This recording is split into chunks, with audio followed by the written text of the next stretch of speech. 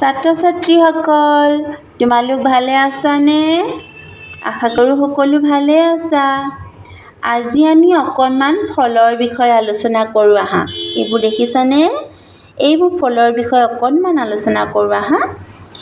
এইজোপা যে দেখিছা, এইজোপা নাৰিকল গছ আৰু এইজোপা কলগছ।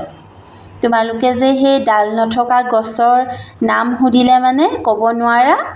আজি চোৱা, এয়া নাৰিকল গছ আৰু কলগছৰ ডাল নাথাকে দেই। আৰু এইজোপা লিচু গছ। এইটো কি বাৰু চিনি পাইছানে? এইটো হ'ল মাটি কঁঠাল। মাটি কঁঠালৰ তলতো গছ থাকে আৰু ওপৰতো গছ থাকে দেই। আৰু এইজোপা যে দেখিছা, এইবোৰ মধুৰি। আৰু এইজোপা হ'ল আঙুৰৰ গছ দেই। এইজোপা আঙুৰত লাগিছে দেখিছানে? এয়া আম গছ। এইফালে আছে কঁঠাল, কেনেকৈ ওলমি লাগিছে দেখিছা কঁঠাল। এয়া ডালিম গছ আৰু এয়া বগৰী গছ। আহাচোন বাৰু এতিয়া পদ্যটোৰ মাজলৈ যাওঁ। কি লিখিছে অকণমান চাওঁ আহা। পদ্যটোৰ নাম দিছে ফলৰ জুতি লওঁ আহা।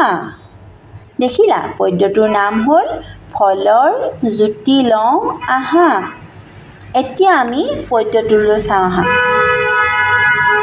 কল কঁঠাল কমলা খাই যোৱা ৰমলা।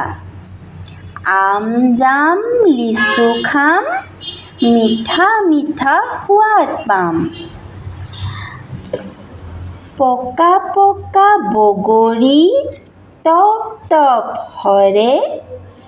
ৰুমি জুমি দুয়ো আহি কোচ পাতি ধৰে।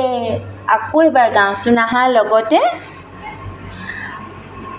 কল কঁঠাল কমলা খাই যোৱা ৰমলা।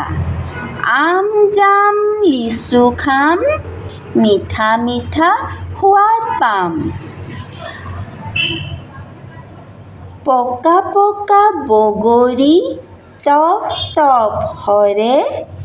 ৰুমি জুমি দুয়ো আহি কোচ পাতি ধৰে।